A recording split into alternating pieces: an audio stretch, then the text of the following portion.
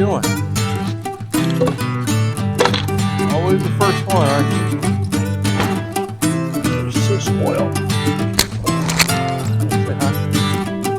Oh, you want to get picked up too?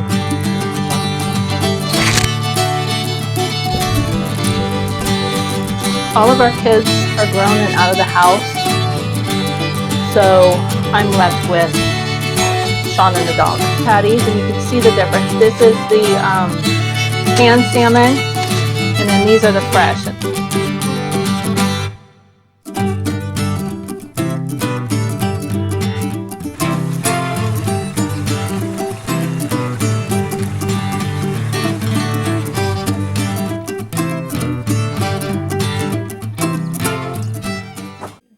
Hey guys, welcome to Creekside Homestead, Alaska.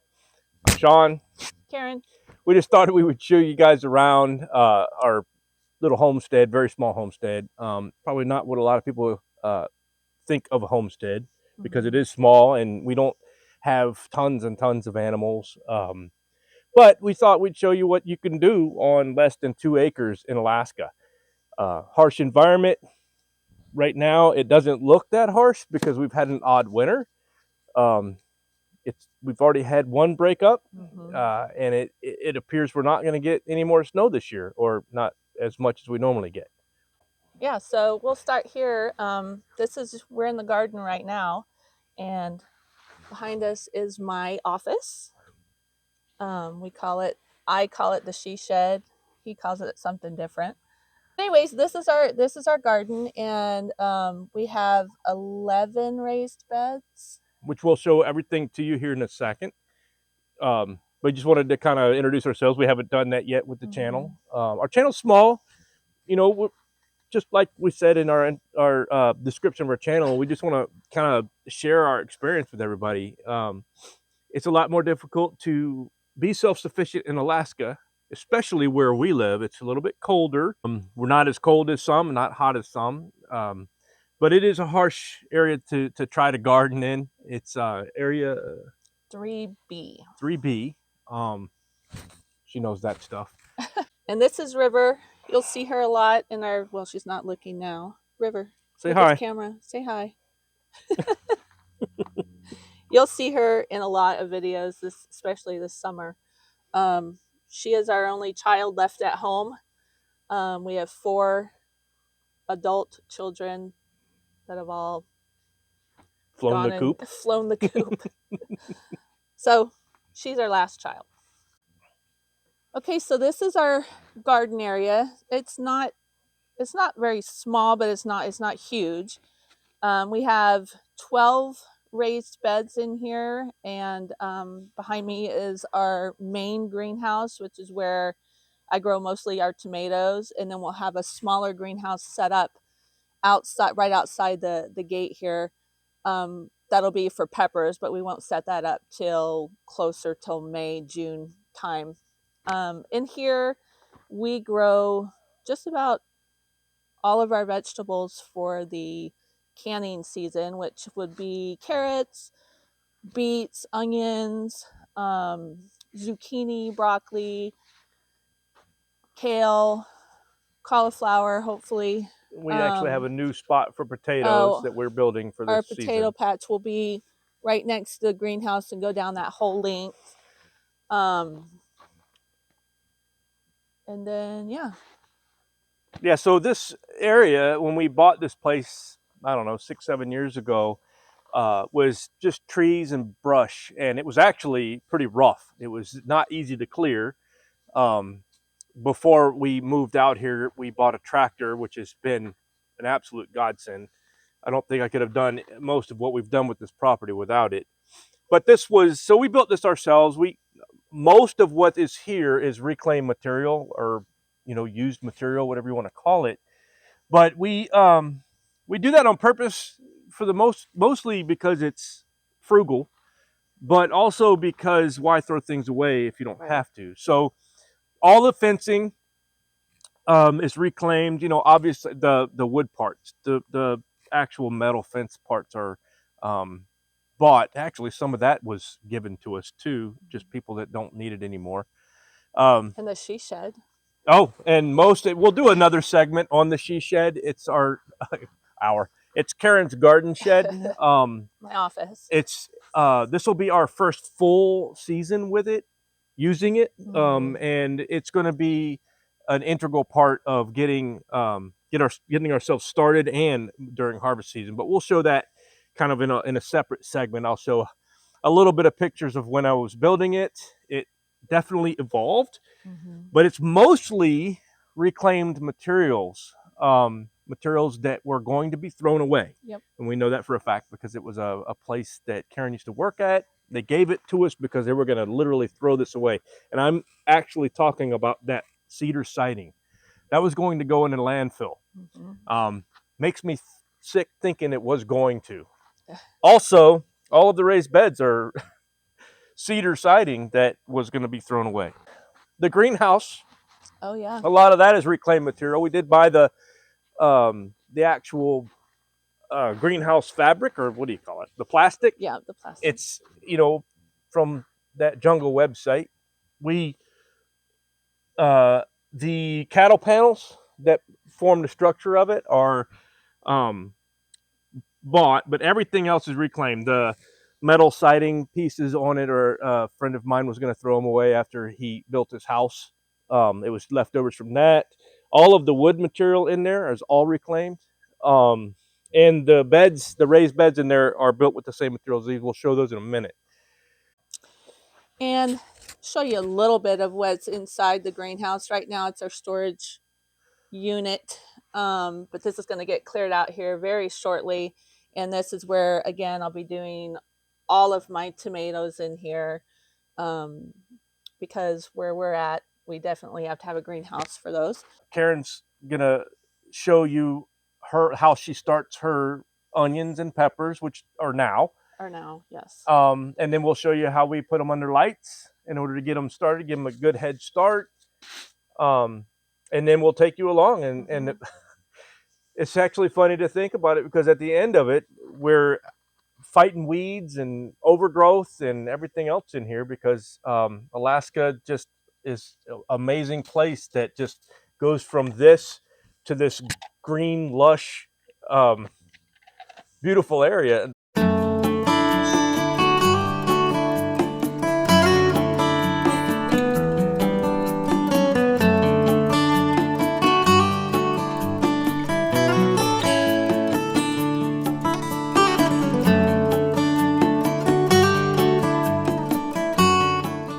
But we do also, our growing season is, I keep saying short, but it is like on a good summer, 110 days, and that's all we get. Usually we'll start out, I'll get everything planted out by the second week of June, and we're harvesting starting in August through October. So weather dependent. So it's a very, very short, and you hit the season hard, and you plant, and then you harvest. So it's a very busy time for us. Yeah, June is probably our first really busy time. Yes. And then harvest season, it goes fast. It's amazing how quickly it actually goes. And we also have fishing in there in the month of July. So, but you guys will go along with us. So just real quick, this is a pole barn that I've built since we've been here full time. We did build most of this. Well, the main posts are a beetle kill tree, spruce tree that we had. It was over there in the corner. It was a huge tree, probably 50 feet. Might be an exaggeration, but it was dead. It was dead when we got here, and it was going to fall. And it has become the actual support structure of the pole barn. This is, I'll do another video on this. This horrible looking thing. This is my bucking station for firewood. We do heat full time with firewood. And this is our main firewood storage. We have a couple of different places we store firewood. But this is a bucking station I built off, obviously, reclaimed materials.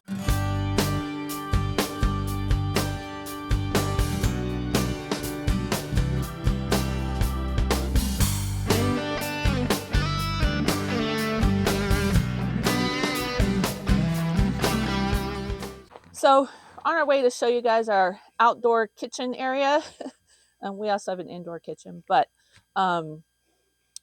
this is also where this is our deck entrance or back entrance to our house.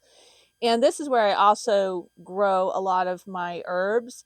And Sean actually built this for me 2 years ago.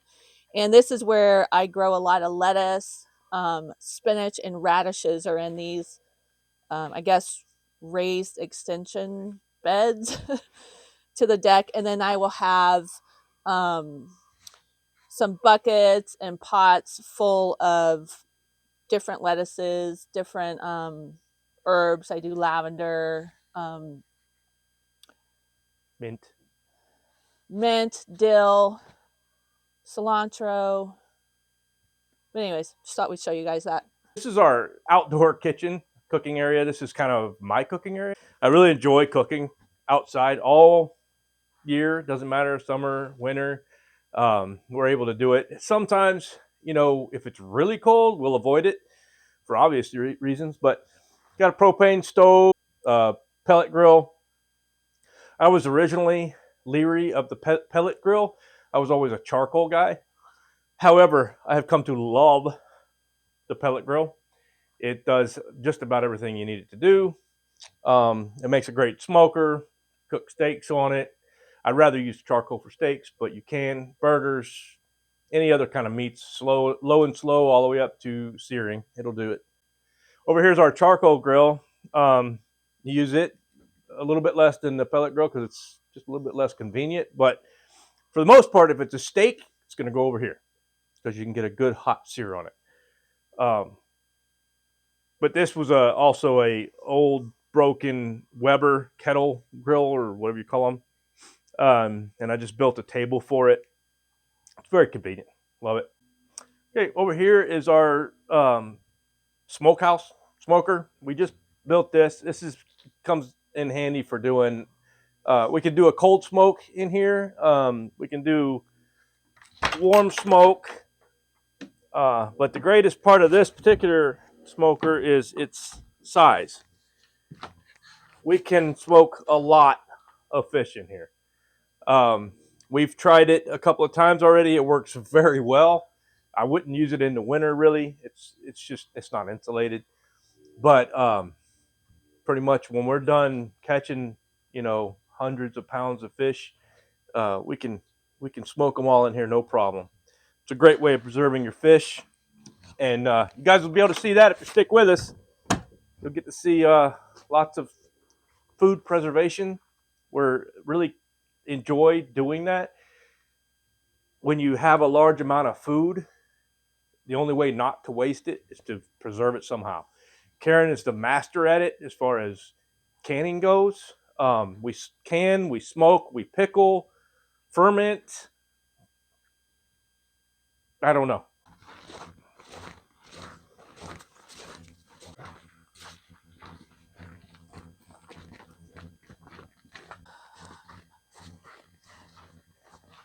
All right, so now we're going to take you guys to our animals.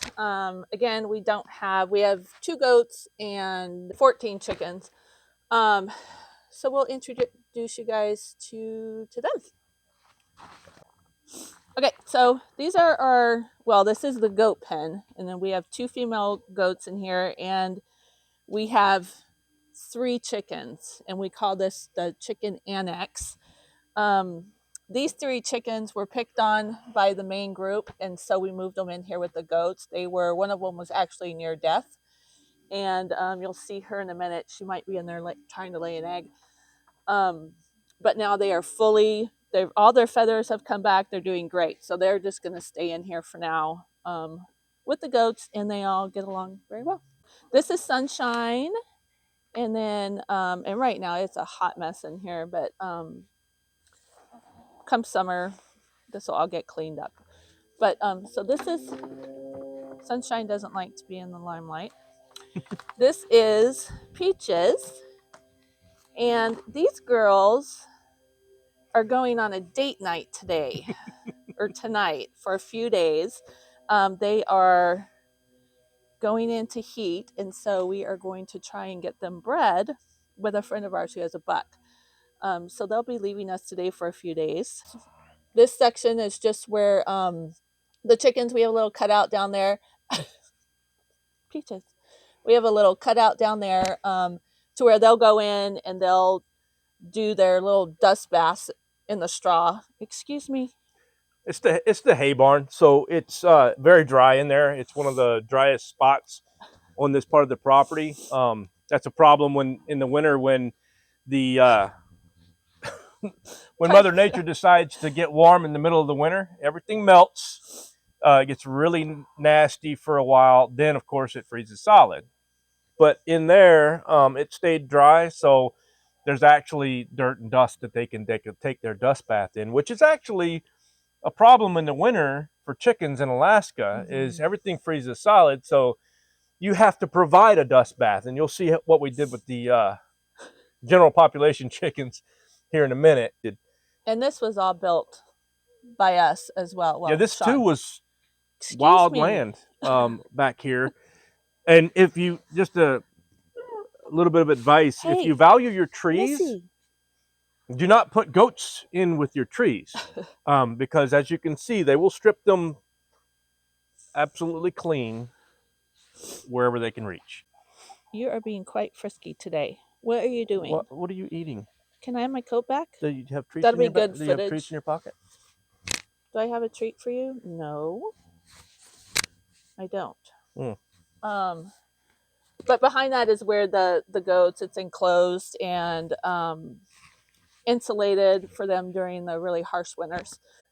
So this is the chicken coop. This building was actually one of the very few buildings other than the house and garage that were here on the property when we bought it. We love this chicken coop.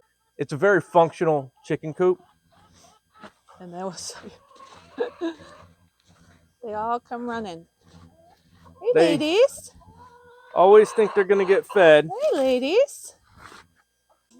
Okay, I just wanted to show you guys our solution for, oh, easy now, easy. This is our solution for the dust bath. This is actually, a lot of it is the ash from our wood stove.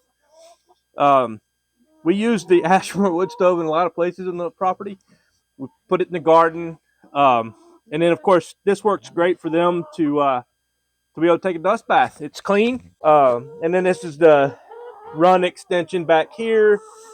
And then there's a fairly good size outside area. Kind of hard to see right now, but in the summer, it works really well. In the winter, obviously, I'm not going to go in there and shovel it. So they have all of this. Yeah, this is the little area that I made for our compost. We compost everything that you're supposed to. Leaves, of course, all of the clean out from the goat pen, the chicken coop, all of the, the little bit of waste we have from the garden, all comes in here. Food scraps, pretty much anything we can think of that you can think of. But we do a lot of compost. Well, this end bin right here will eventually be completely full of beautiful compost. I don't think I have any video or pictures of it finished, but if you stick with us, you'll get to see that. We also make what I guess is called compost tea. I have some filters here. Basically, they're furniture covers. When you buy new furniture, it comes with with these fabric covers on it. We repurpose those as a large tea bag. We use the compost tea to fertilize the garden mid-summer. So we start with all amended beds from the end of the year. We amend everything. So this compost will be full at the end of the summer. We'll take all of that. We'll amend all of the beds. And then they'll sit over the winter. And then come planting season, they're ready to go. We just have to till them up and they'll be ready to go. To just kind of give them a boost midsummer, we'll use the compost that is in work, and we'll make a tea out of it. Take the bag, put some compost in it, put it in a trash can with water, aerate it, and you have fertilizer for the midsummer growing season. All right, guys. Well, that's it. That's the tour of our little homesteading property, and hope you guys stick around and follow us all summer long so you can see the progress.